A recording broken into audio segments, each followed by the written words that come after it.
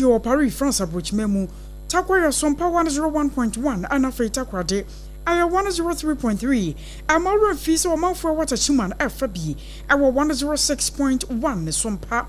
98.9 sunyane ena nkranza 90.7 doma so betumi tie kase boy bi ebra wotie Sompa 101.3 amara fio se mankese wonso yedam ne dan ne hwamunti kingdom won mafabi awa 106.1 yadam live oko Facebook and YouTube no a ayo search ye Sompa 106.5 Accra Sompa 106.5 Accra wobanya kase boy dada wona fei watimi ahweye na wasanso atie bi afei sam ne nyina no www.sompaonline.com yabona beda ade akwakogo no mu a wobanya bi no wakenkan na anansam do ya yede ba no time eba mesha wanom asosene afei just bread and pastries in so see can trust what kinky atayachi pa medima for about center another time ato yade no so ade amawo afei aduane ba yada aye onga and na yede eye Leicester Capital Limited one na de toothpaste and the brush aba wo pemu no ano no and na afei wonya ma wo ba ya wonye finsha na nkono kopa ne dunan so no wonya wo sa HPV vaccine bia na waye ne ntem amakoda no akwakowo wani nyimako awodo wan madoma so yesene medin ene AKOSUA AGYEIWAAH KODIE boaten afei ye jebro nsem no ye nchwechwemu akasa Arusayasa and some no as a minute eduasa ediano. Na dunkwa onofen and yetri. Apadantra is koponimu. Na krobia France achempem e 1 hour wasam kase asie. Wo rabia wanyan finhia no eduanan ana ababada dwase wakum ne yere akum ne ma makuma kunum ade aka ho ewi akira amana so ha wono akasa so akana no waduro ye ne wachi nananom ewansia to na genim sa wade mu ntokwade efri chechenchere na ebapem ne enya de atwa abraham apeso nyina na wo ho se woba na be ma beko ebe wi akire abusua ba so vo mba tena siase ho nkonya na won ma bo nkoro wi akire kura na se woba aka so wompa biem be ma aka so wompa biem obi afa ne we na so were de ankwanko wi sa wo bi ntumi hunu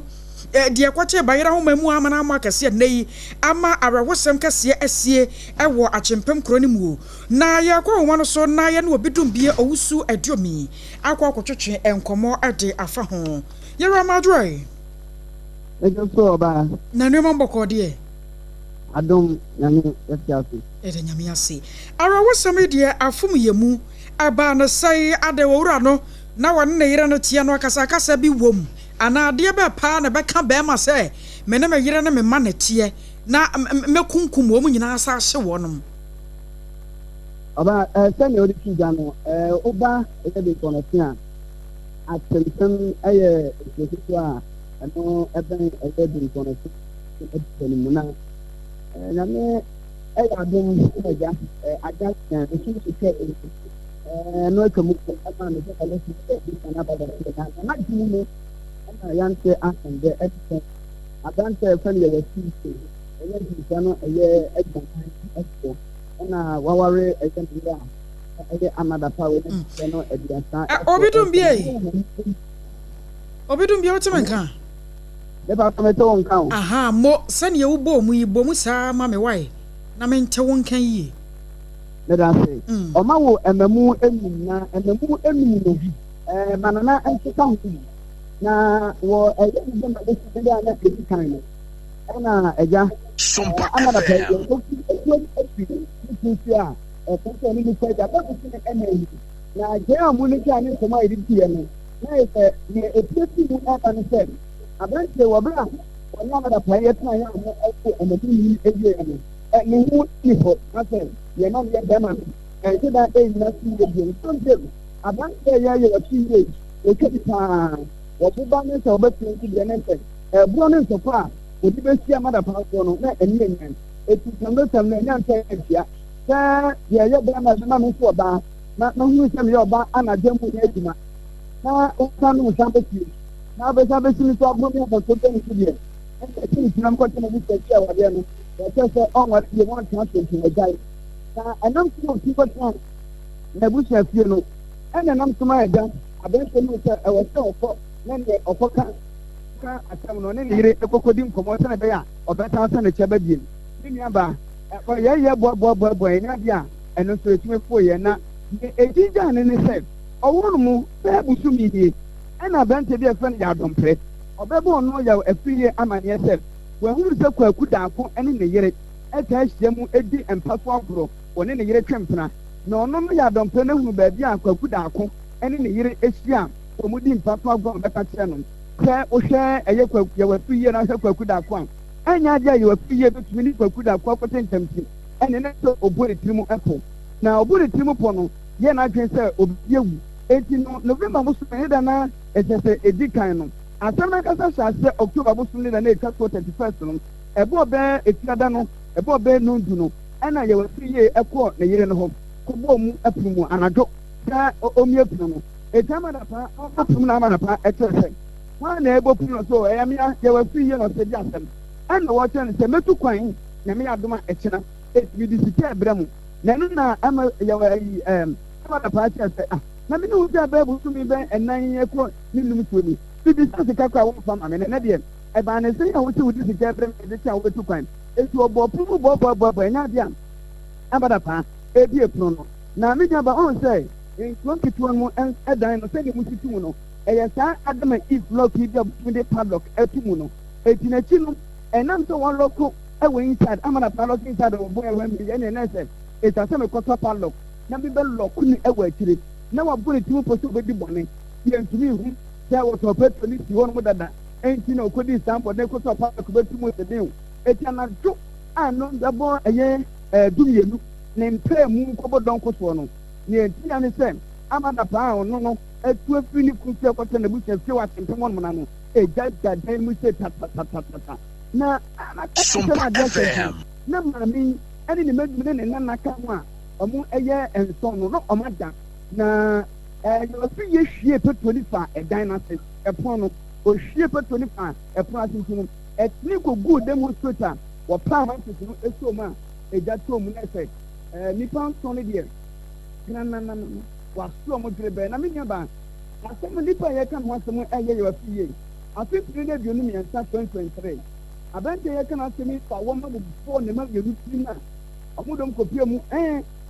ɔmudom kopie mu odunkwa aban ansabia doctor sɛ ɛnya ade obetumi asɔ mutu kɔnfɔnɔte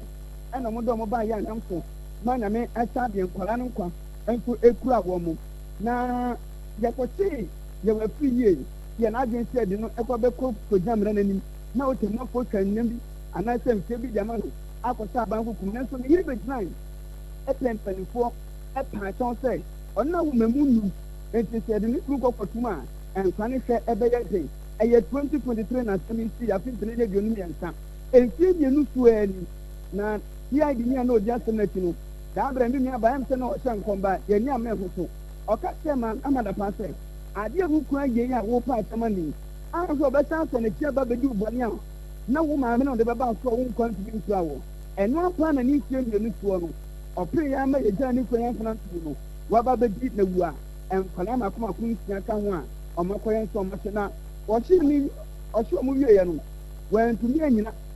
ɛsɛ bɛrima ɛna agya wɔpɛ ahoma bi kura fa nwura mu a akɔhyɛ no akɔ nkuntade kyen a mmeranteɛ ɔmo kurom ɔtɔ mu gu mu nkyɛn so eti mu gu nwura mu so ɔmo kɔhwɛ ɔmo kɔ na sɛ ɛyɛ wafi yɛ ahyɛ ne ho akɔnfo a ɛnɛ wɔakɔ nanam ɛwɔ nseɛ do ɛnam so ma ɔbaa n'abusua panyin ɔka ho no na nso ka ɔmo ɛhwɛ ɔmo nso ɔmo hunu bɛrima no ɛna ɔbaa n'abusua panyin nso fɛn se kan a otwa yɛ wafi yɛ akyi efiri so pɛrɛ wɔwɔ ɛnyɛ mi kumpira kokora a na ɛyɛ haw ɛyɛ atete paa nti aberanteɛ no ɛwotie mu a na ɛsɛ wɔbrɛ a na sɛ obi dum bie gyina hɔ ansa abusua yi a mode akyi wɔ Facebook no so no ayɛ Sompa 106.5 Accra Sompa 106.5 Accra na wonya ne di yi a mɛmɛhwɛ sanse wohwɛ pictures no ne videos no ano kwasɛm ɛne sɛ wankasa koraa no ɔsɛbɛ fam na nipa na wɔn mo ahye ama si a wɔn mo ahye no nipa nsahwe o kyɛ sɛ wɔn mo nso no epie ma wotimu sɛ nipa nso no paa ɛna gu nkyɛn ya kyɛ sɛ wɔn mo maka no deɛ wo hwɛ mu ana sɛ teteɛ na saa deɛ wɔ yɛ bra na wɔyɛ no anyambia no obi ani fie ho ana fie ho na ye wo nko ana che ho Many about Gan Amada Pana, you can want some no. What Nabushna fee, Nabushna no, and your dining son. And I won't say, Obebo Pulmo, a fear down 10 o'clock or 2 million or 2 for the brain cannot to find 1 million to know. Okodi, sir, Yam Bransamno, Ahumache. Wabrana about 2 million. Ahumache. It is happening again, no, near the door. And I do 12 o'clock, 12:30 to 1. No, fear the dam. Na bika bande ye ene se epono se no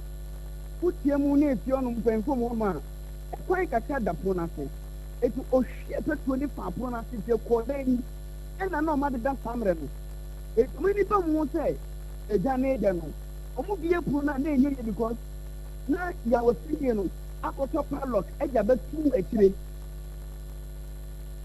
oh na bema wona woyira nya asem na abusua one more din ka tena ho ase ama asem no kra mpo no wi akire wabro mapen ya akwa piem wo court ni ade nyina no na wo se enkoda na fedie one ma ye ne de biemu a wode ba tan no na ma me no wontansa kwa sign ne ma ne nana waku wo mo so aka ho no anya ba se ebe se anya na pe ma me se wo mra na ma me na ma ni ba se wutie mu yie na wutie so ma ben ma me na se nka me ni pie ba bontin a enka ne kunu ni bedi na edina wu enka ebia na nka be ma me nko na wadina gu nkara ne nka na nam se wan pie no enya ne na me mpega nso na ne mu nyina mu nko na ukopie mu akenke mu no ma ma wo mu ne mu kunu mo te no mu nka mo te no adani ni eja na wo mu ene Mammy, who takes them with the Sompa FM. Na wotie abusua no afenu no so asamwa one more ka anyambia no ho aba sanse awade asabio se kan twe ma bro ane adeade wo mu no mpampi no ana abusua tena se yesi nkonwa ne abonkuro hwe na enkoyi ane yagu no wotie sane abusua no one more kan sam ne se bifa efri bra wo ba yi hwie na ba ma nso wono akasa akosan ho no a wo manu wo mu ho sa awade no wo mangu no ana Remember, Obana ne on Chasiano. Obani Yaba, and so I will act as you would. Ama Abani Nuku of the Madapo, that would say a Busnalo and Somoka. I would just say a Platano. That you ain't see. Ama, and you were 3 years in the grandmother family. So, for the honor son of a few second go mission. Ama. Amanda Pa, no, I want to see ya. You want to know if when you get to Oxford, you want to say, oh, so you want to Amira. Now, a fear for 2 papa or for not connect papa and I'm forward to her. Then the man doesn't come on the ground. For Mukwa back, they have bubble. And now, yeah, at the facility. Now, now, I see you know, for no stand about now, begin to move a class on now. I do maybe do them and what's up. Then what program is for that or better to tell that I can't be later. Oh, man, I used to see that you could see a diet. Can't you learn a name to do? Now, I thought of 2 first. And that can take them say, no one will go. So, the Yama William and something, and the big guys, then or opportunity, yeah, it is a good to buy. Oh. Enti sesia na nana no a wo ka ho bi a wo mu firi mu no wo no wo be wo ben fie sei na nana ka na Augustine so 7 months 7 months serious ana enkola mi enu neti eso ba ni enkola mi enu no de omu nye maame ne papa ne ma ne mo ye maame ne ma oba ba ko be ma ba ko na Sara man for Kano. We have a review to do the idea what kind of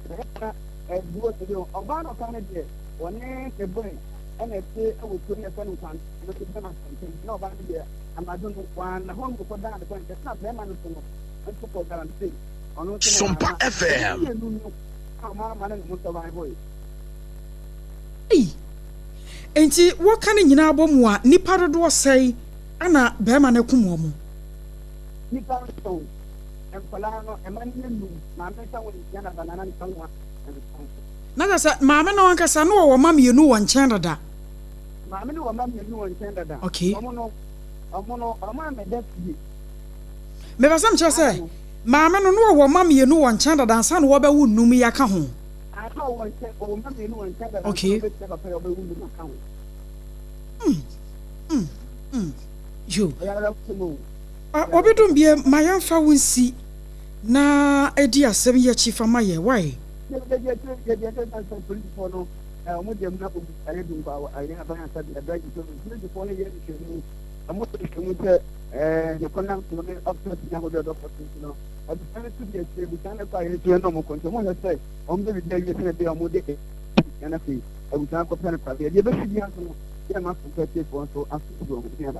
mo ane wamane boy ya wode ababasom ya busua wai aye obedum bie owusu aduomi ane yatene kana we wosam wa esie na join me live ewo Facebook no so ya Sompa 106.5 Accra Sompa 106.5 Accra awe wosam wa esie no ehun komobo ne ye boro na wo ba hunu wamo o mahye ya wonu gu ankoda ha nipa nsahwe awona hu se nipa kiremu osum awade ya ye wade no sakoba no se woni nipa no te woni wo ba te be ma te na wo hyase hunu red flag ahodo no wa hyase na pack woni yoma zanza uti anya yi a wo de won kwan betwa so ebia na asie yi na sawe wosam yi a asie ewo achempem ye no ewo dunkwa onofen apadantra east koponi mu no akwakwa ya asefem sam yi papa ade amakromafo no sane na obedum bie owusu aduomi na wo bonkyeremu no na wakyerɛ sɛ na ekura no sɛ wokɔkoro ni mu a ankame yɛ sɛ ma ne mama nyina no wɔn ntumi mpie na abusua wo hwɛ wɔn mo pictures a wɔn mo te ase wɔn mo twitwa yɛ wekura yɛ wedding picture o ɛna da so no eti fa wedding picture ne to nkyɛn na ɛfa ɛbra wɔ hye wɔ ba ne dworo bɛɛ no fa no nso to nkyɛn enti abusua join me live ɛwɔ Facebook no so Sompa 106.5 Accra na wo hwɛ wedding picture no wakyerɛ sɛ ɔdɔɔde ɛhɔ no mo deɛ ejafe na wade ne yasi ekwan so entine mu ode pa na ewi ekire na afi yakwakoye pinson ne mu nsem no adoso yakwa ma no so ne no nobo akwakodi enkomo ya assembly member ya wono ewo kroni mu woni monyamfo Raymond aka wobanye kase ma Adwoa ya me de odise ya ma ya ho ya akonso oh asem ye be pie wani mu sai na edika ba wani mu pɛn wo ba yi ne ba me won mo ntam asem me da wase odise asem ne de asefem na eyemumutempa esi wo intesua ne so a eblo adwene ne ntiase so na asem no nyina no esi ye no na yehu me fale bai ni nyina no esi wa chempim klom ekuo bi e wodun kwa ofo apadankyira east municipal assembly na fofia nto ata eye edafiada ahomachen ofa say na dnibe 12-15 mu na assemblity ye mi anka same na me ye asami ma na me wo electoral area ona assembly no mo flame na me wo twifu plaso me kwa yi ho ti anajo na me bo modern side moto esan mechi ebedu ama ye sese ye bo abusua ne kroma ne nyina no ye opem se ye pe baby de emuni nyina no ekogu ye na asem no asefem na mumu eyemumu tempa ni nyina ne se obema bia ye fle no ya free ye one na ye ana wo ana abusuafo ne kira akasakasa asi omuntem beye mreka bi ni ama acheka kira wodi diafla bubo ne mani bitrim kodu G hospital abusuafo ne hwenkula no ma omusa ba fie ama nka koye police station asem na oba no hwenkula ne hwemu ni nti no opaacho ma bema no esan ba fie police station no ba fie Tina abusuafo na won say sisi de bibia atoto na kwemu na mo tin sensem san asa solidin din na ne say akatakata ne nam so ma abusua no atete awale ni kla ama oba ne fie fie one be ma na sinu aba abusua fie a one nkura ne nyina na tewo we na fofia ntiwata obi nim de esiye a ta na du da sumu no be ma ne tumi ekodi se nyam na sem na be ma no ankasa no bibia ye bokọ de bibia ye bokọ ba na waye adwuma bai be ma no otwi abobo ya ana oba no so oba no so fa se di blebi autonto no man kasa na odipa so I say AGYEIWAAH na de hwehwe na manoma Honorable Sanya woka se asam no krampo no wadi nkan de ade abobɔ ne matiri mu pen ama na kwa akopie mu wogi ni ade no asam de ba ya na busua di kan tena ase wo mo fra wo na ekokosi sei woti mu asam sei edie enye weye si ya akata yode emi abobɔ ne matiri mu nyina no na menim ho maachen okay asemi si na my colleague back wa ono nso yo chechiri ni ewo achempem basic o kire me say edikan esidada da katakata ne nam so ma be ma no de ebia bobo ne maniti ma plan ekopie mu kula woji ya akula ba kumpo de na ite affecting na wo mo wari yankasa di sei o she enkura ni ejina na che se omo wale no ache because ba panyi no awo enkura no mo she no enye se ono nko anima na ne na naka ho Sompa FM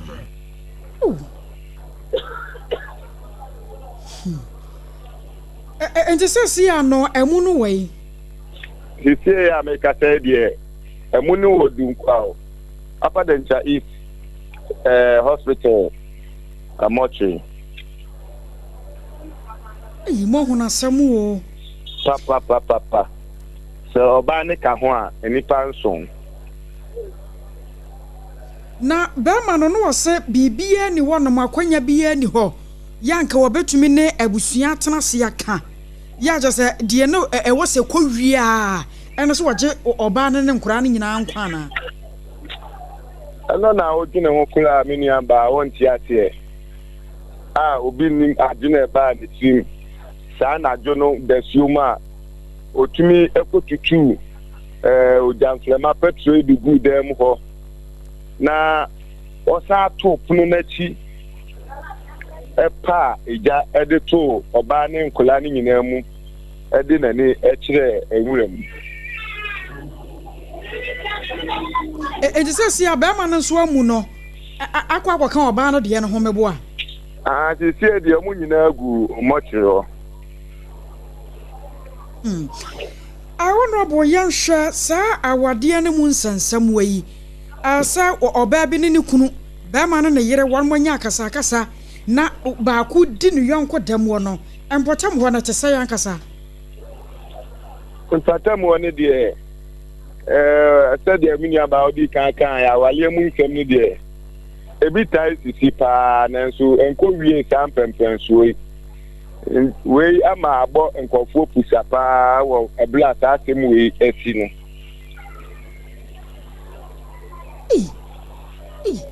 abusia join me live for Facebook no so Sompa 106.5 Accra Sompa 106.5 Accra ba man na yire no a woma wuo no womo na hyem finfin na bra womo ye wedding na eda so no timi se love one tenten afei na wodo ne mu aso pa ya je se wa pagya oba no kra na to ne nsa so ewi akire na sa to se ye hye oba no na ye hye ne manum ene ne nana ba akoka ho na wi akire nso no abema no so wokosen ho ebra mokọ ye no ya mu se wasen ho no anyambia mu hu enioma bi a ekira se ye ono ana sen ne ho ana obi nso na di ne nte ya okodi ne se awuo no obi ni aba me da ate ebla ye kopie mu ho ne de na anopa ne de na tese akoye ahometesem ena memunuye sema abema ne di ni ntino na manfu awo klodium ho ne impeswane so nyina de obi abotwi ekopie achebim prom ho enti azihwemu ana ne yehu se obi abeka se yehu bema no enti ebla manfu obo pi ekopie koko na se no na chese ono anade ahoma aso ne kon a wo sense ho enti bra wo bu ntwere yi ye bra mote ahoma no na bla wo bu ntwere ne ye bla omokun adua no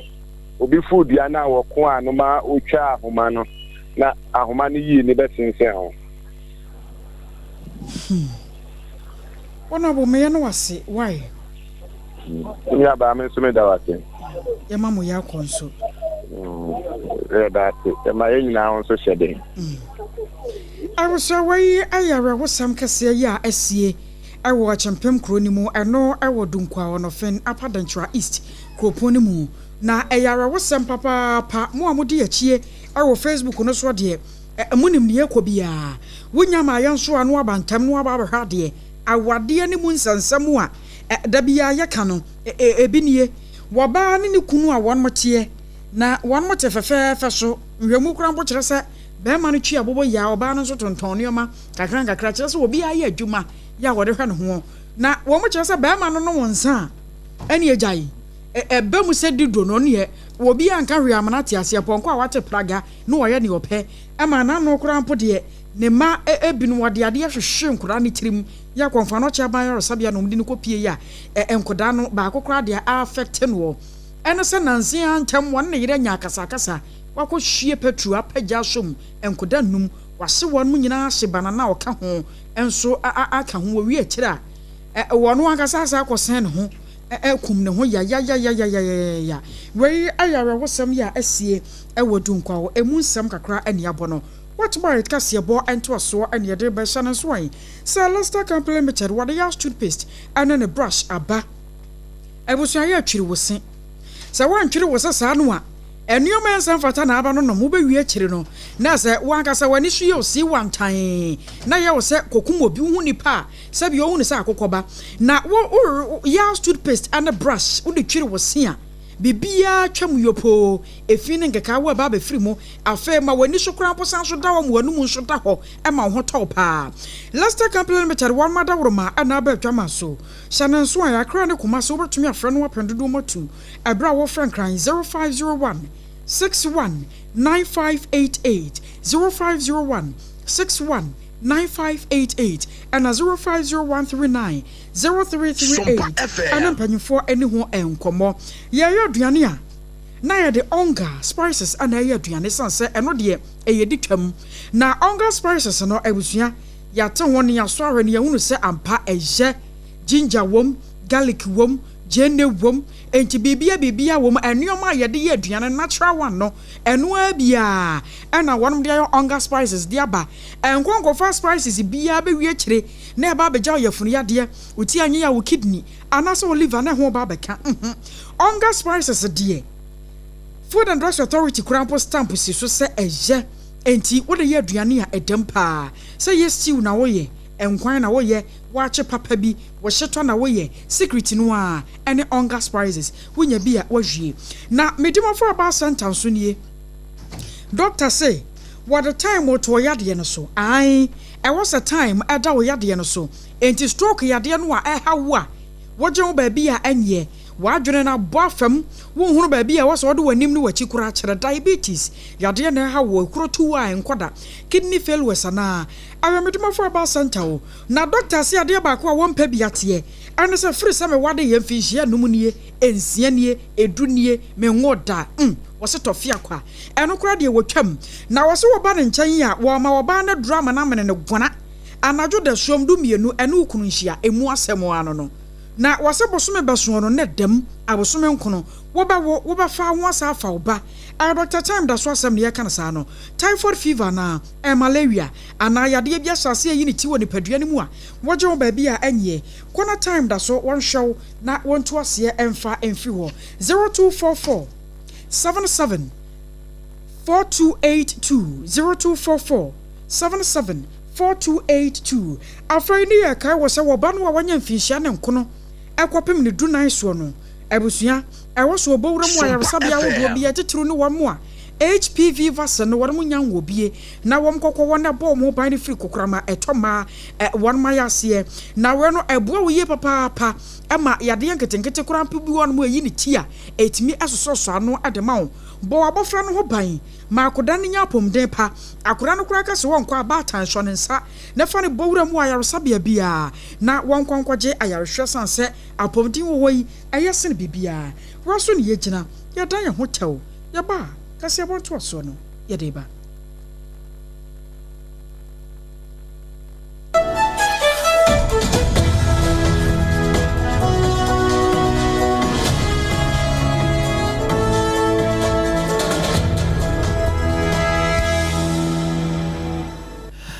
Eno ho asam no hot bite ne nto aso ediso te se de ye abodo e de afiri joso wo mo phone no mu ono na hyehyehye yede ma ma yamfa ye ni nkyerem e wa awere hosam a na wotwe ye esi wo broni kuro nhwediem ya ewie ya atwetwea mamrase badwafo kura wormo ho e ya ba asem na ene asutifia mrase badwani Ebenezer Kwakwado wo ba se de CID fo hye womra na womone ni nkasa ho no ampara wo ba na wo kono nye ono nko ne koi wone dom kase womra se badwafie womo ba no de ne yura mama yarega ene bo anan ekoi ya na aloyafo anase wonma aloyafo eka ho na emu no sade majority leader wo wie wo de amane ebebo parliament fo na wo kyerɛkyerɛm wonmo kwa de esi ye nyina na afe yura Ebenezer Kwakwado ne nsam kura wode to CID fo anim no yewura yarega nya adaje kyerɛkyerɛ parliament fo. Let me indicate that yesterday I got a call from the Minister for the Interior, Honorable Muntaka, that the IGP needed the member for interrogation. I invited the member, he came to my office, and I was trying to reach Muntaka. I couldn't reach him, so ultimately I had to ask the member to go. If I reach Muntaka, I will call him back. Subsequently, Honorable Muntaka called me back. He was in a meeting when I was calling him. And I told him that I had invited the MP. He was ready to come see whoever he should see, but because we did not hear from him, I dismissed him. So we scheduled that this morning the member should be sent to the CID headquarters to meet with one of the deputy CID directors for processing. And so this morning he went with our majority chief whip and his lawyer. They received him at CID headquarters, took him through the processes, and I received a call not quite long ago that he has been taken to court, and as we speak, he is actually in court being arraigned. Sompa FM. Eno amania yewura mama yarega ono ne da dom kase na no womrahye badwafie wode bebo badwafo no sede esi ye nyina woto nsafre Ebenezer Kwakwado ene emu nsem a wokoduru CID office ewie ye de ne kokoto ene wobo ho amane na wode isi ne wobechese semrahye badwafo obibia ni ho wobro mra so ene nti wuni wo ho kanko na mra no ediwa sede be na rule of law a wo mo ene te ho no be ye adwumanti no ye de obema mra no. Oswafo ya wo chef isem ensem sononyafo Muntaka Mubarak Mohammed ene de atu dwase nhihwemu dasoa ekoso ewo afimpinu ani aduonu 2020 abato ya yekoto yenam soma odododio abato mpeso so ene eniema hodo ne niamo ho nsem bi yekoso ho no na no odin pa no se nhihwemu a wo mo aye no adanwadi se na enipa binu anu wo motachire beye miensa de ye de wo mo akwakogina emra no animu a ye bo wo mo kwadu a aban lawyer panyini atena ye na edi sa adwuma no enne wo friends emtrofo enhyiamu en wode nanu de nsem etu edwa owura Muntaka echire mu se odododio abato mpeso ano so no eye biaye baako a umanfo dodo no a eto santene ene wɔn a wɔn kɔto aba ɛwɔ saa constituency no mu no na ɛdɔɔso yie pasara nso ɛna nneɛma ho nsɛm a ɛkɔɔso wɔ Ghana ha constituencies ahodoɔ bi no nso ne yɛka na odododio wɔn di mu ntintima nam so ma nipa bi mu koraa ɛfa mu ɛhwere wɔn nkwa afoforo bi nso eprapraye na wɔkyerɛ mu sɛ yɛkasa die enipa mienu a wɔn firi mu ɛwɔ 2020 abatoɔ ne mu ɛwɔ dododio abatoɔ mpɛsoa so no Rita Otu ɛne Emmanuel Dompre no saa nipa no yɛnhyɛ da ehunu wɔn pɔtea ɛnam wɔn nsa so ma saa enipa mienu ɛhwere wɔn nkwa na so wɔn hunu sɛ enipa miensa bi a wɔn kɔtutuo gu ɔmanfoɔ bi mu nam so ma dodoɔ no a wɔn pra yɛ no wɔn de yɛhunu wɔn de wɔn akɔgyina mmerɛ no mu a yɛkasa yi criminal court 1 ɛwɔ high court nkran ha ɛhɔ ɛna wɔn trial no ɛyɛ adeɛ sɛ ɛbɛkɔ so na ne kurakura mu no wɔde ato dwa sɛ 2020 elections yɛ a ɛkɔ so wɔ hɔ no mu yi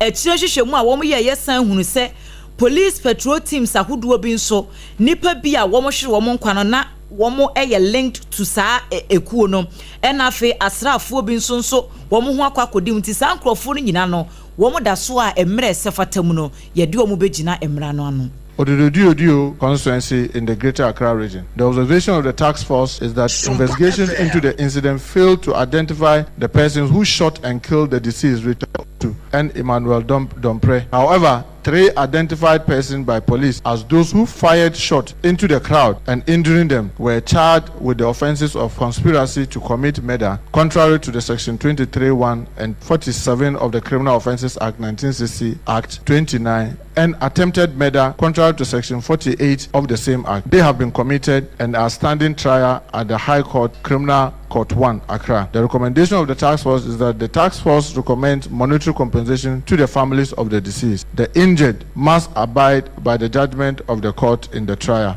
after which compensation, if any, may be determined. So the actions that we've taken so far on this is that same report has been forwarded to the Attorney General for the workout of compensation to the deceased family. The docket is also at the cold case unit. Enwachi enwode etu jase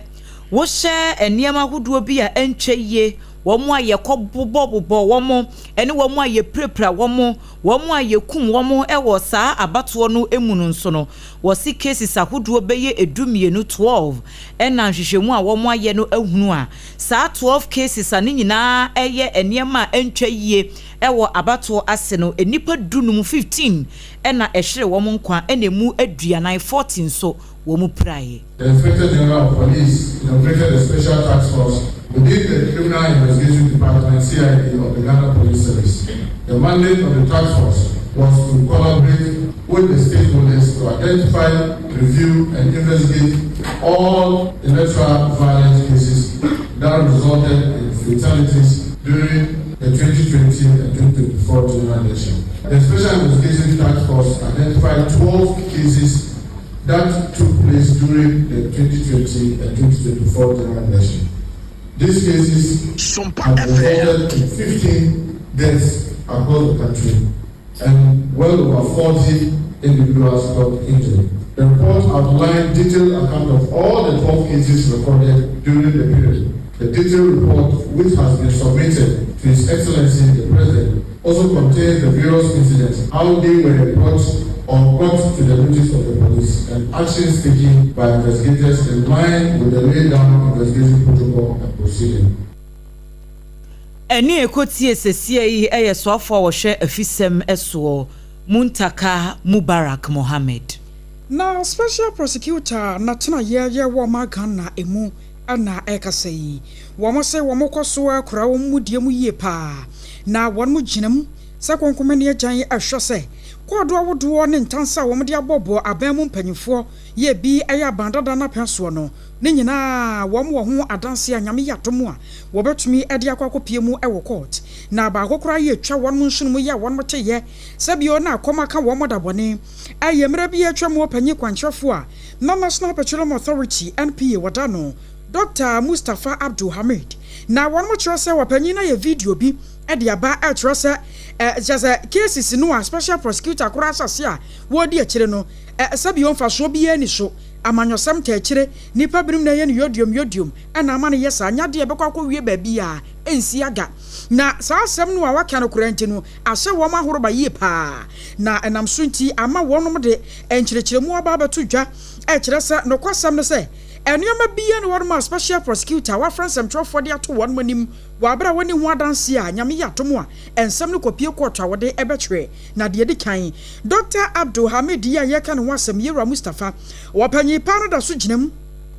ewo criminal high court ya no ewo nkramantamu na akwadu awodo ne ntansa wo mde abo no no ye bedama nyasem keto ma ebi ayekata hye proye ne dwurumudie kankan afei wo mo kyerɛ sɛ wapanyi pa no ane NPA empanyimfo mienu bi eka wo mo kyiri pam ho ya won mo ya adwene sɛ won bagye sika twitwiridie ade Afribulk Oil Transporters and Oil Marketing Companies won mo enchen na saa sika yi a won mo gye ye no na aye 291 million Ghana cedis ana won mo gye ye ne nyina no aye afe 2022 December ne mu abepem 2024 ana won mo plot ya wodi sa adwuma no ebiem wan mo kyerɛ mo sɛ wagina ne tumi so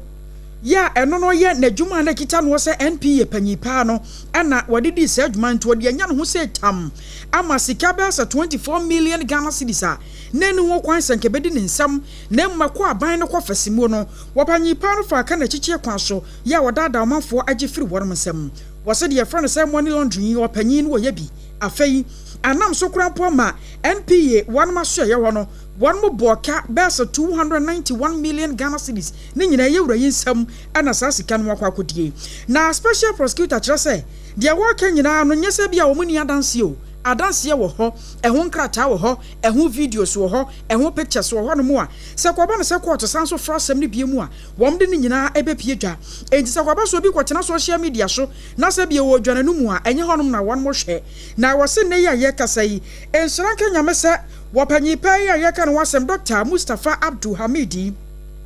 na japade ya som 100 million Ghana cedis ayade asa Ghana ban ade ne nsa atoso a wasizie afei ye wobi wo no mokrampo no aban no gusu a ya wo hwe akiri kwan se won mo sabetumi aka na won mo nya adanse pefe sa nokwa eye ye wura yidia na no nso wo mo do mo nsa atoso wo se ye wobi nso krampo wo no mo a won mo ahwe no mo kwan se na ne kyene yada no wo betumi ababebo nsem trofo amane na ye hunu sa ne ekosan se nei wobi en won mo a wo so trabai acha mmara no Ghana yede ye adwuma no sane 1992 constitution no wahye Ghana no waso obi no wodma waso akyere bai asose no ntu nia no se kwaba no se wo ye ade a ensam fata e wo mai mu a e wasa mamara ne udi e ma ne yeye na won mo ka no masan so aka ne pefe se Dr. Mustafa Hamid na sam ne yentwam eda so court na court no to ahyeda nyame ye adom a eda ye wada November bosonda to so du miensa e wa afi mu a court basan so afra asem ne biem na kwaba no se adanse bi wachira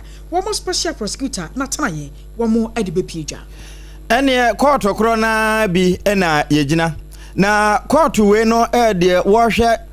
Asante Manta MPP titinani chairman Benedict Chibuosi akondensem so ebo ne mra ne se chema wuntumi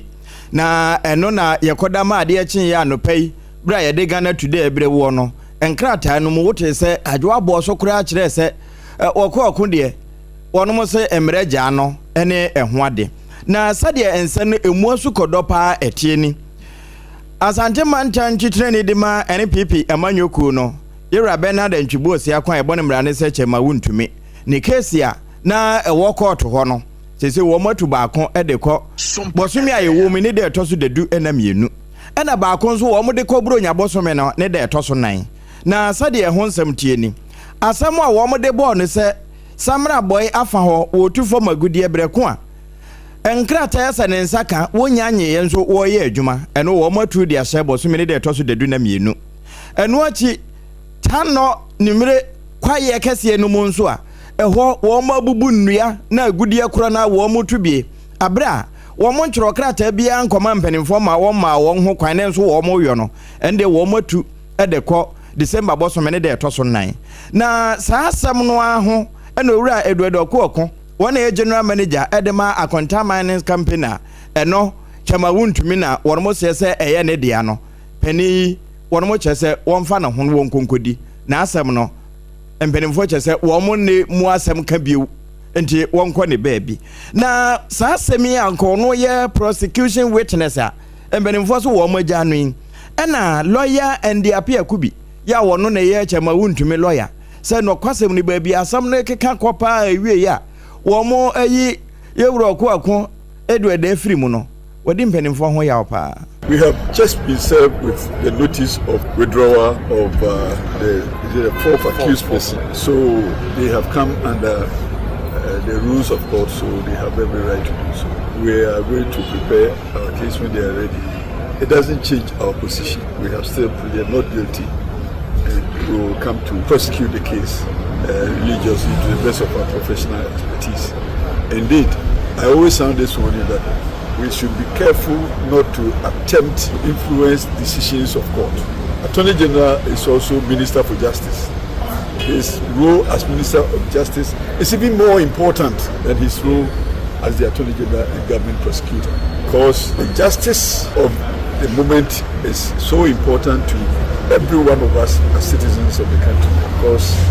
our emblem is freedom and justice. So if Attorney General, all the materials available to him, all the resources available to him, including him being human personnel, if it is just for him to only rely on a former accused person to prosecute a matter against one of the accused persons. No ye bra, emra na kire se owura Edward Okoko wonfa no honkonkodi no e na chema wuntumi lawyer wo kire se papa no say tebia prosecution witness dancing here also wonfa no honkonkodi na sa no case no wo mo agya na nti wo Facebook no so ne sa de chama ya ma nensa so ase wo mo gina park so no wo bu so obi sa de na ekọ no sa pepe na waye nensa no wonum so no ye gya no na so Okoko no ye gya no Arahosemu abetu dwa eni se enipa enum ahre womo enkwa ewa akwanhia bi esiye ewe Sikuma Junction eno wasi ojama mensi no emu ewe poema ntemu na odumgya adwumakuo no mpanyifo adaworoma ene etimi kopie mu ewo honom ntem so ma womo binim kura no womo aprepra nso no yetimi sesa womo nyina ekwa yarsabia oba ye Facebook page no eso a yede mfonyini no egu honom obetimi anya bi ahye na akwakoye arahosem yie pa na womo official page so ewo Facebook ena Ghana National Fire Service womo edikotu dwa na rescue team no penyina no odi womo anim assistant station officer Fred Aganu wono ena na edi dom no anim ena afei acting district fire officer ADO1 Godwin Bedema na wono so eka ho bie womo so womo honoma no womo nya call every Peki fire station say akwanhia bi esi ewo Sikuma Junction honum tintentententem womo mra mpampa so womo koye no na Toyota Noah registration number GX422-25 and a tipper truck EB and also registration number no GT725-19 na che se ehyen ahodo mienu and a day ayantam afedie ania enam so ma enipa enum de kana na ehonom no womo anka agyei na enipa enkono ya akwanhia ne sie no womo kan no woyi nipa num no a womo afiri womo nkwan nan no a aka no ne asi akoda kuma bi kura womo a womo de nyame adumodum gyadwumakuo no timi se sa womo ekopie mu ewo Peki Government Hospital ayasabia kese ye wo honom ya National Ambulance Service for so womo se womo bo adwuma ye papa womo be pie honom ntem sesa wo manfo no edikoye ntino womo hye nim sesa nipa nan no doctor fo betimi ahye womo ntem so na womo ho atom ne yi womo amokoka womo abusua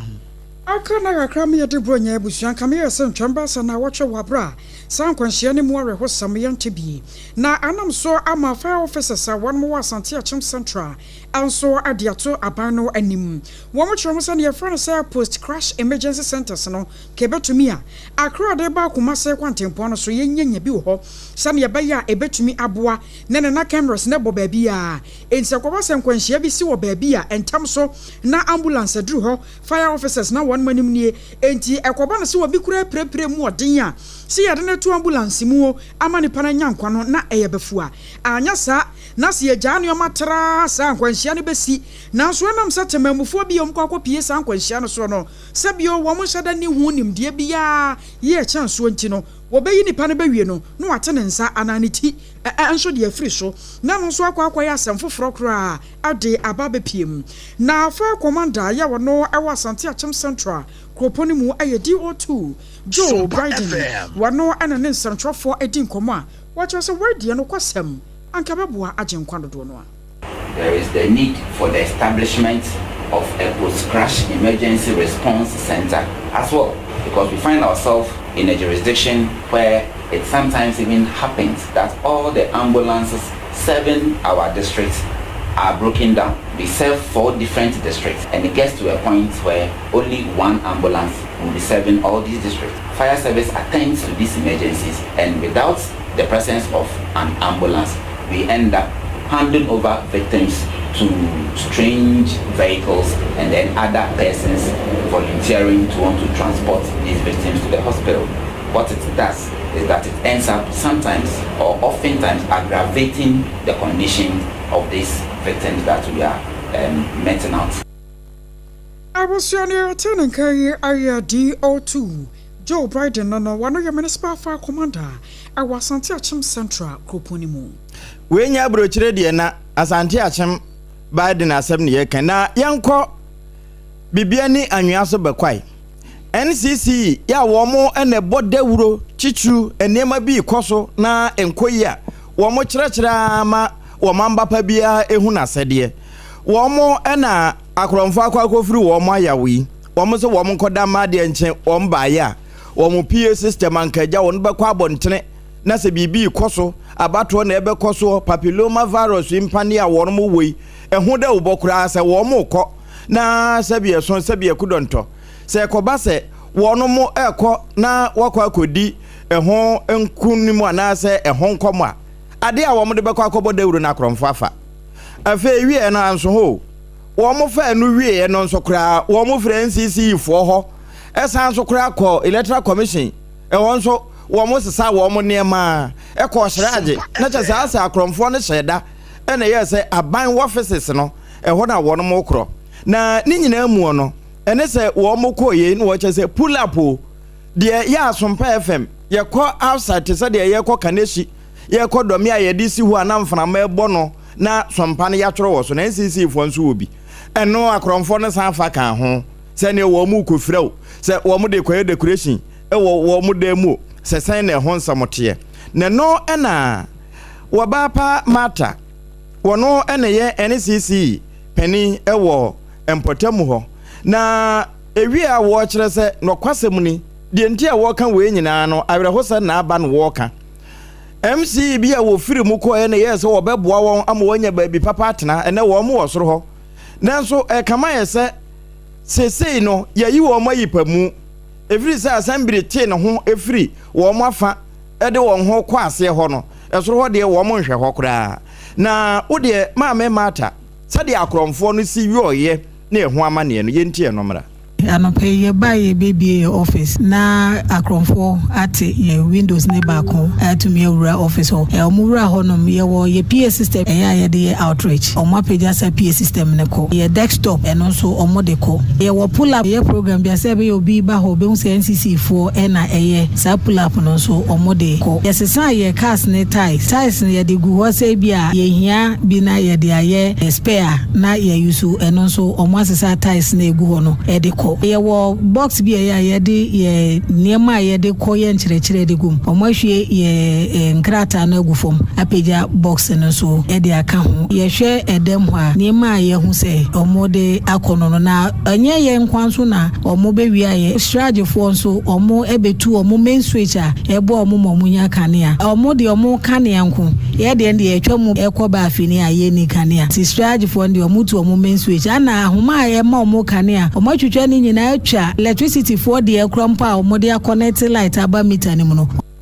enti akromfo no bo wo mutirim pa se wo mo ko bo aban nwuma no abubu wo mapre na maame mata se won de hu se yina mpanimfo yi wo mani ama won eni nti na we nyina esisie Otoshraj fa ko report omu case NCC enso akwa report e case ama Ghana police omu egusu hwehwemu efa asem no ho na wo ba ya yewo esoro ha na ayese de mpemfo refi ye kakra me ntumi hu se bia ye mben assembly na yate ye ho wo soro ha no se wo hwe dan ye hu se dan ehia se ka ye be nsiesie wo ho enkane na bra ye MCA a nyame fa ne kransie a wote ase no omo mbe ye estimate se nka omo be bo asiesie ha maye o free mu no yante ho asem bia se de wa hu se ahafu no se yankasa yan yi atade ngu ama medo a ti se ye bopa na nse kra ya bopa nipa na ye bo ne pa on medo ye nti na wo hu se aha afusa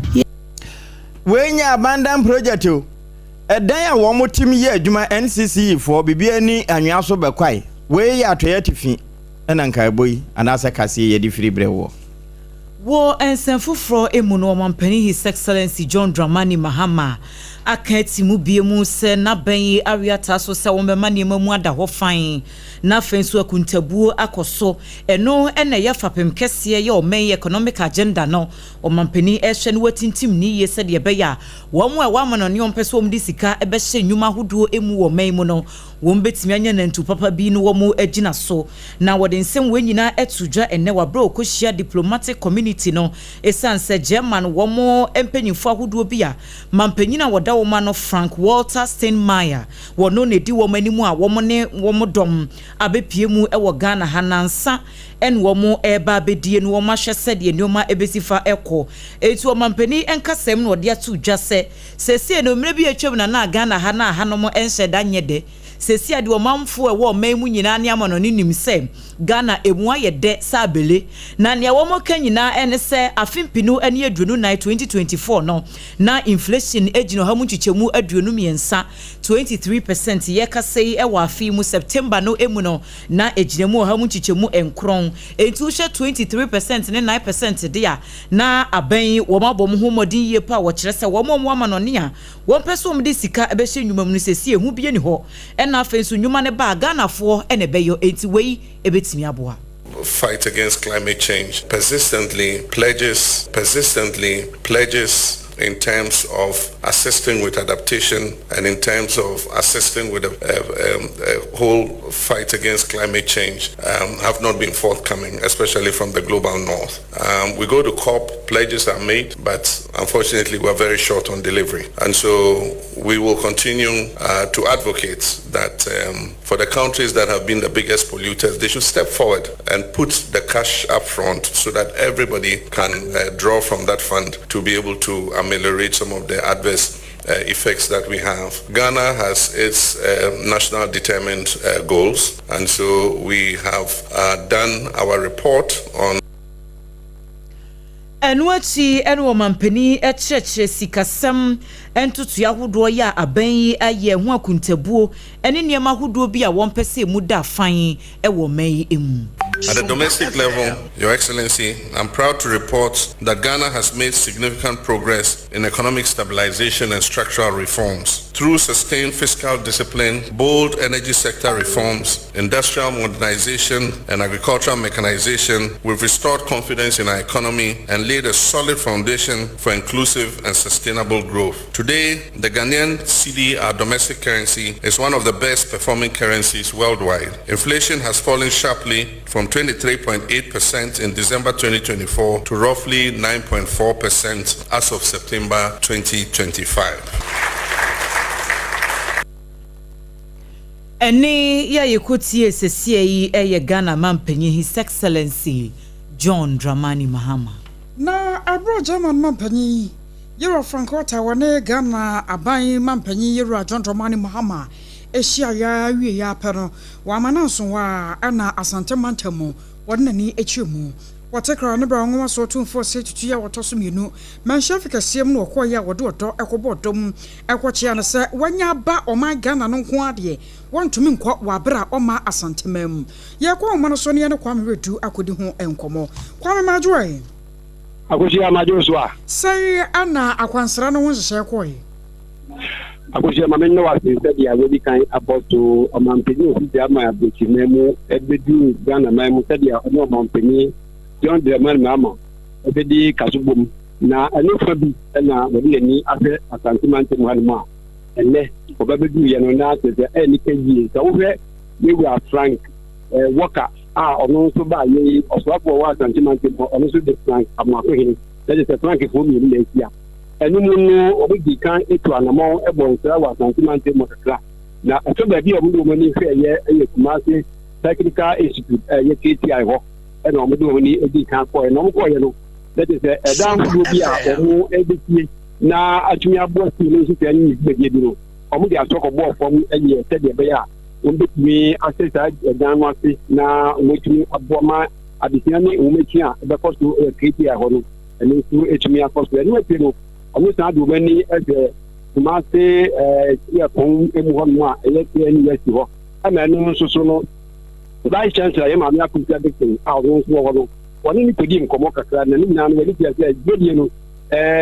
obi a ne kasa no ɛyɛ Spanish ɛdi nti bɛte sɛ akɔyɛ sɛ wɔn sɛ deɛ anasɛ sɛ wogyina akyi no na wɔhwɛ bi ɛdi nti no yɛ maame nso ɛne ne edi nkɔmmɔ kakra ɛno ɛyɛ fufuo mu nkɔmmɔdie ɛno akyi no ɔmo bɔ nsra kakra ɛwɔ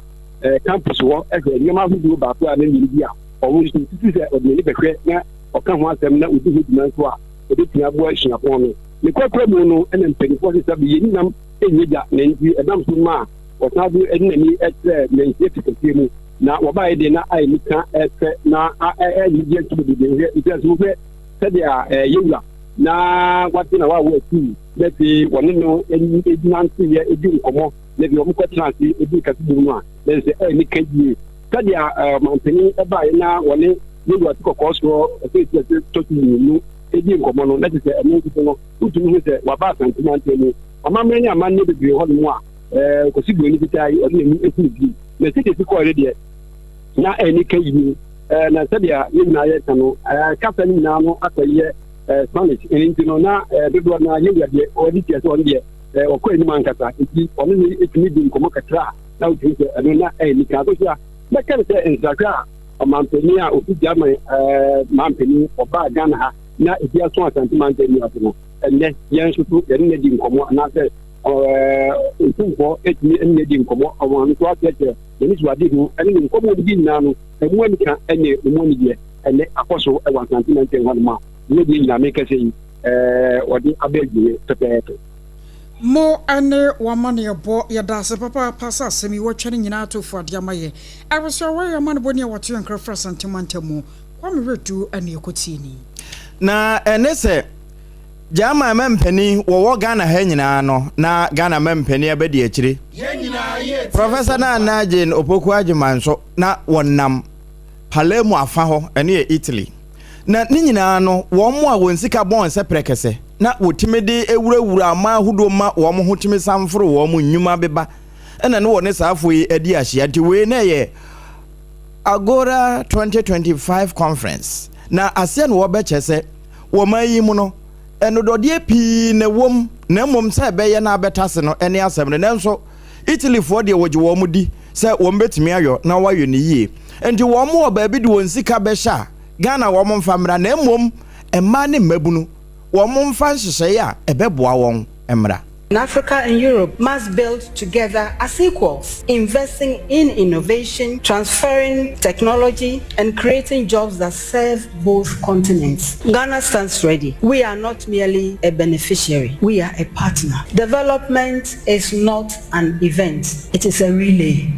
And the baton is employment. Each generation must pass it on firmly to the next so that no hand is left empty. To our investors and partners here today and elsewhere, you're all welcome to Ghana, but not only to do business, but to help all of us build a future we can share. Together, we can fill many of the remaining gaps.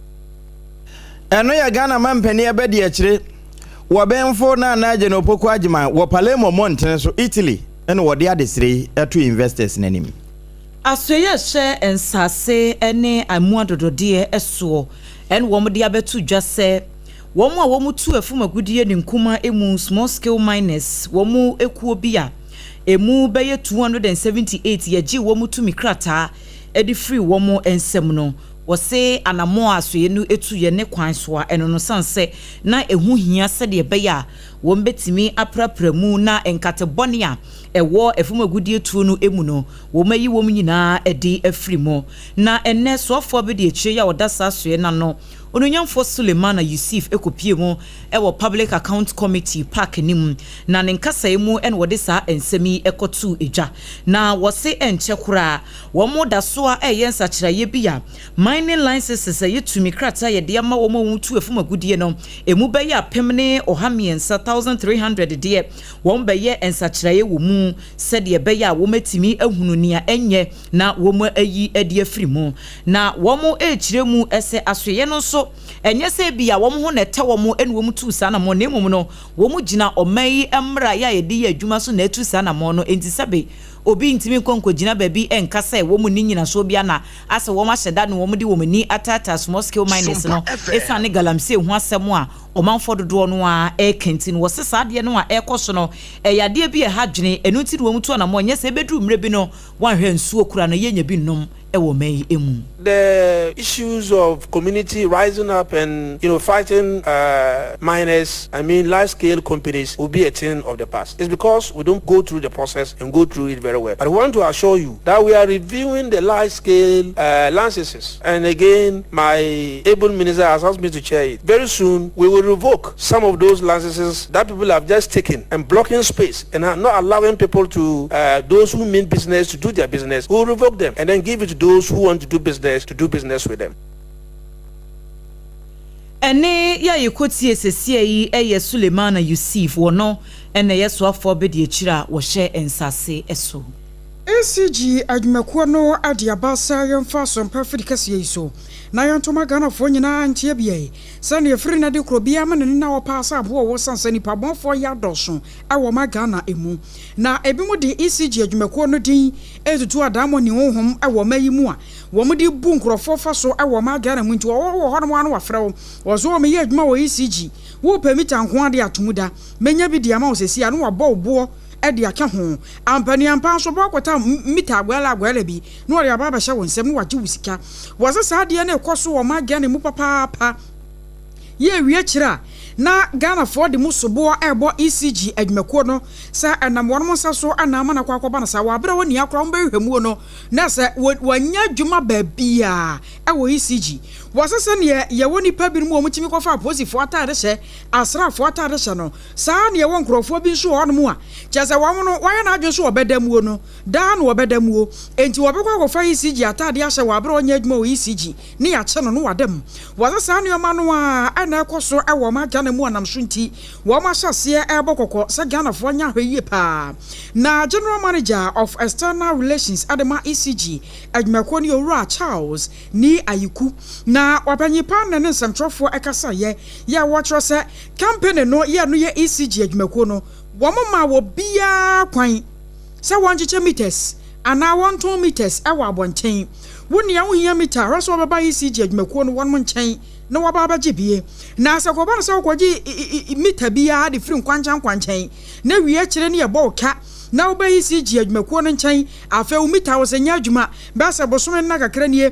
kyase yemfa charges bia mata woni ya no hwehunu se de wotoye na ekro no de ye ebetimi akye wo ma no ayeye wose ye hunu ni nyina asa no a ebeboa yeye pa ama ye nhye nyina ta atumi akoyie wo mu se akye Ghana fo pi na mo menya hweye obi amfa so kwa anani ya chenchena ene wache Ghana fo nso agye so na wo moje so no ene da wote se soafo hwe nkutahodie ho nsam so yewura Sam na ate George wo be kire se Korea services no de ebi kan career no wonom the regulations ba beto ho na wo mo register wo mo de nyina timi register sanse eye adwuma kese ye no so na ebi no mfa na wo mo didie na sansemi ho no Ghana fo bi nso agye paninyi kan yi na wo mo nso kasa edefa ho wo mo ne international and national reporter na opon checheku edi nkomo ne na de wo mo kan yi no yenti bi mra. I think it's a bit outrageous to say that you are regulating the courier services because some of the people eat part of the food, but then there should also be regulation. Because obisika or the attorney Diana or the ba, say only one coin say utimi be from what she shame ran into one more. Meneno, adwin, maybe crime or die, boot rider no, would the median narration and no pair war, and order tomb or rap and a kama or ban be delivered the mammy. Miss Winning, my friend, and Baba needs it could be a swear born ship. And the minister and the summer way back, I had a boy and prime minister, a boy was in advance. A bit me up because me would say a beboapa, even apart from said delivery aspect on be so nam, maybe order Adriani if free online. I was expecting say Adriani be pepe say watch on the buy not Danny. Any career service, a big career service, no? Yeah, minister, yes, so almost them reba better home regulation a year, Jumano. And no, any Ghana for being so, extra warmer drain, ever home, no money, and what the bise, war dead, and a cra, the awardee bano, career nino, would dear Diana no so now read the boardroom, and what day. A bin so cra wakra near man, a medune near Mago, no money, and what didn't say, Mrane ba. Ampara netimi asese nneema yi a set ye bia na ma woda ama ene ehwade no na afi wawe maduane so nam ana wadi maduane mese me pefufuo ewie wode abete ne bre menom ne san komo ne nyina eto betwa e de afiri so wei eye Ghana ha na etoda akura wakra ntoma omra na ntomago atete empaboa bi kura efa ne fa bo fa dade fa ene ehwade ntise mra na ba ebeboa papa amrane baba boye papa na ye ko kafujiji anu wo commander Edna Egwafo Abrem Kroponi mu ewo mfimfi mantemu wo hene ya wono ewo kafujiji ayo nana kwasi ankoma ya wotoso mienu na nana de atudwa atrasa no kwasam ne sanei sane aduruma bi ya na epono trande hye na etwi edebefa omanfo pinu asoma won majapade asasai no aya ne happen ye pa namsunti wobesra ne manfo se ene Ghana ban nyina se wo munya bi emfam wasasi defense no a aba no ye na dwense wode ba no ka wo mo sanso babesi na aboa wo mo a anka ne manfo ho betumi ahenha no ani adesrade bi a etisei no de tudwa Ikoi oya farko na farko su de wani farjuma ne yeye na onam da hia mpoano no wase ama be no jama na ontumi njinenti ama ya ne education sa nam no ontumi afofo opunu yanama obane dama na owomekoi na asetena waye ama bata no ontumi mbo won mba no won kosku abe mo pede wujina no ontumi nkagina mototo asra apa oya hia ne MC na wamayen president na swate yesel bebre ya ne civil defense Onyan papa sati na hia mebe tumi njina awoso be na wo hia ma no wa bobo na kwakram wo no anoma hwene ya wo no commander traditional council okatachia kome ya wo no atoso enwochi wono so akasasi Ebifo adefifo ebusompanyefo akofoyin Christian council of Texas awo kabizizi obi ankere wumbo no fa sulote entina kabizizi no kono wadi maso so kono puntu kechi besara wo me na yeke wumbo Abusia wai aye wo mahwe ya wo no commander traditional council wakatachi kwame ya wotoso enwochi ye kai wo se hot bite kasebo ena yeda so aye kenkan ede ema ona time herbal mixture wo mo ekura ye mu bi ena nwumre yede ensem no ebremo time herbal mixture de eye malaria duro tatashe ya woda so de no waposo ubesi joints eye wo ya na ese de de nyoma bi abobo general body pains ne ade wonya bi no nomo a eboa eyisa wo haw no nyina edi free ho afa time mixture ene ne capsules ne de eye immune system no support to kese pa se eboa na esinyare wa hodo bebrenu ho kwan ebo nipadua no ho ban na afensu se bia wo haw bi ewo junso mu a eno so eyini nyina edi free ho bia ye tondro bia no eyade se obenya time herbal mixture ne mixture ene ne capsules ne bi atonetimi abo number wo be free eye 0244417669 0244417669. Jaws hot kinky nyame yadom wechina dokono party ni de be power office ha na aduane no ye be dia mo no nko ono ankasa akora no ne ho be ne ho mobo dokono no mesi dokono na umi ase moton ai ubedie wan hwe ya wafu behye ya wontimi kura nsore nya ho because taste no ekoye na just bread and pastries for ya womo de Ghana ha de woma gidin pa ene enkran ha mu amudi brodo enya joso a ene na imse enya brodo na wudi no na wom so ma dadwe no manfo ho enti no makofa Jaws hot cake abanti mu amoye programs ahodo aye yo parties akese na mu hia dokono de a7 ma hoho no mu metu wo Jaws fo akache ebi a wo so de wo ton wo kwa ho kone kotu wo honom as low as 3 Ghana cedis na wo koton no de wo pe eno ase wo betwi mako ayo nkuruma nkwan no wache wonam de asi ho wo na wo sen no dome commercial bank na echi ho e na obehunu Jaws hot kinky number wo be free e 025606 8832 0256068832 edenyumakuo bi a aka yedi kan ede wo madwaton de no abro yeda ne ye ho ye ba ye be kwama no ne ye de aka atwa so.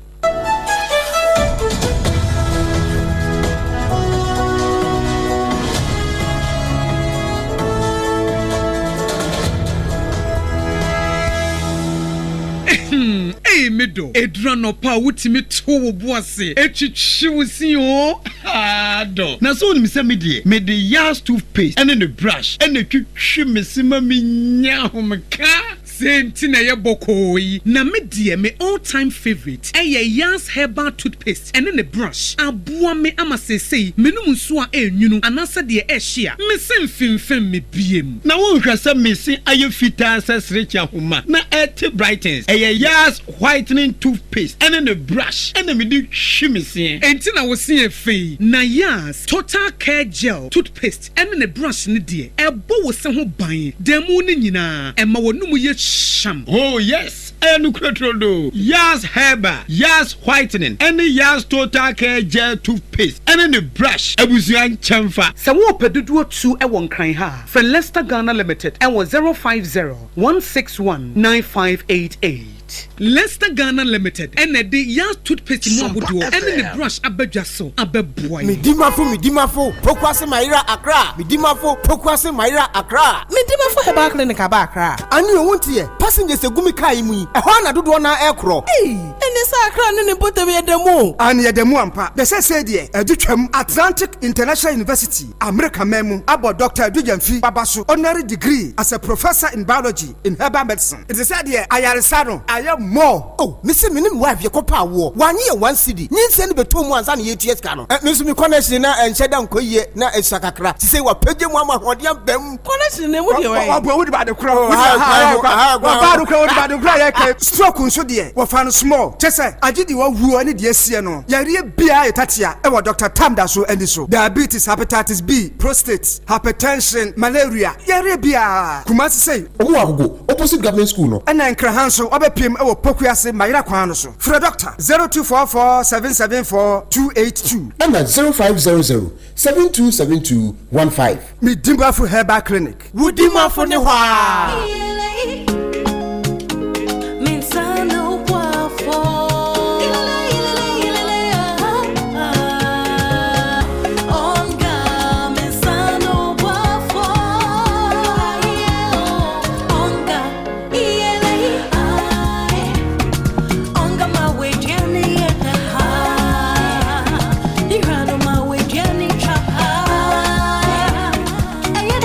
Da obiari hia emwa sonko bia ebemani ni ani opepa aye de change onga mama sano boafo FDA AGYEWAAH yin krato ya so sano boafo.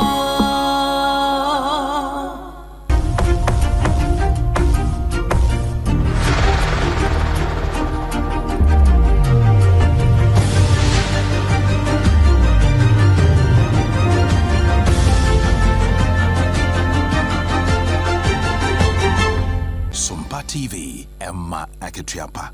no kre Emma Akatuapa pampa mama nsa no boafo nti ebusua yenkwa amano ne na amano no me de okọ Sudan mamu ho na sesei awrahosem bi asi ho amani pa aduanan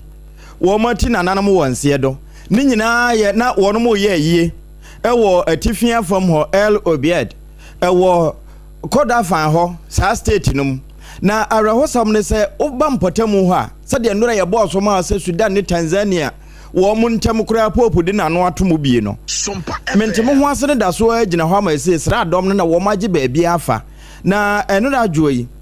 se de wo mo kire no we na nam soro ase drone ebi kura ne mu se ye na wo mo ye na jama bloggers ne bi ba betwa na wode akọ se atopa ye ekowie ye a eteto ye no ni paduanan wo mo tinananom won se do wo mo ebedwane nso aye brebre edwane na enkre free ho eba ne se ukọ atoya fam da 4 aho titru wo mo capital ye katumwa adaje ni poso srafo na gibe bia afa ama sese nipa be sempimadu num de wo mo nyina dwane free obie de ho ape baabi de wo mo ho abata ni nyina ne se srafo na akwaje bara nso aboso eno no be se kwansini du nwotwe na waduru wo mo ahenkuru no we nyina echi no elfa shade wo mo je ho nyenne wodafo ho ena mo so ama UN for kra ba amane se nipa kunkum koso asa amane no wo mate se ye yiri bi mo ne wo mo ada abra anye wo mo adwene ana ye echi bi no masie eno nso koso pa ena afi se bi kronobo eno nso ekoso wo mpotem ho na we no wo mo mfa nche baabia wo msu se wọ́n ma enya nkremofo no na ase wọ́n ma enya nkremofo no eti wọ́n mo so atua enti akwakọ ye abusua mu mansotwen na nso ni nyina mu no sesei ukọ baabi te se Kaduglia wọ́n mo edi nnuane UNfo akwakọma esanse ekwam ye kun kototo anwea prada so no ekum Sudan adehye no ne se honti Chief Antonio Guterres na wo kasa se animonimu ye no anamon bia wo sempanimfo tunu wo muntu na wo kwaso anso de won emba ko mienu miensa ama adehye a won mo hye ho ye sa adwuma ne se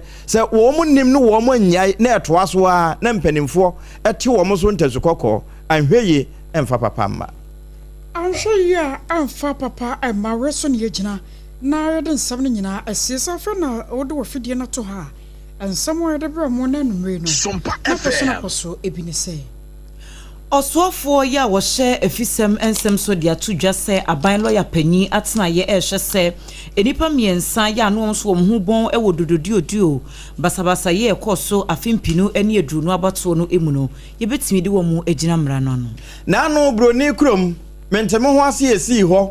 a mrasa badwani a wɔwɔ asutifia kura ne ho bɛbɔ mu no ene mpanimfo to nsa frɛ no na sade mu nsɛm kɔye no yewura mama yarega wɔbɔbadwafo na amane special prosecutor so atena ya sir Dr. Mustafa Abdulhamid nkrata awodo bia ye wose wo mo de kodi adanse wo court no are you ready dida enipa enum na ato nanom ɛwɔ nsie do afoforo nan so eprepra ewa kwenhia esie ewo Esikuma junction sada na se ye bowuram ne ye kwa amanone a palemo sei no mampani abadi akire akọ ene empanimfo akọkasa se wo momfo ondwetire emra Ghana na AKOSUA nso a menteme ho ase ye esi ho no se UNfo kra de wano atomo bia wodi nnuane ekoma adehye no Lester complimented wano na Agyeiwaa baba amakase boy yada basom wada ya toothpaste and a brush atayechi anyo no nko amedimafo aba center no waka ho bi wada time ato yade no so anokwa obetu anso ade afri honom onga ase yankancho so waduane bayada ayano a ana wode yaduane anafei afei so time herbal mixture yom de ati de aduro abadwaman so kan ho ena afei Jaws bread and pastries a woma kofa Jaws hot cake aba edwaman so wo mu nyina ebo ye chidom ena nwumre enuanom miensa ye betena se ekenkan ensem no edemamo Adwoa Asare eni midin mene triple amai APPIAH Apam Dadaa ena afei AKOSUA AGYEIWAAH KODIE boaten yadam nyina mo ase ama monitor adehye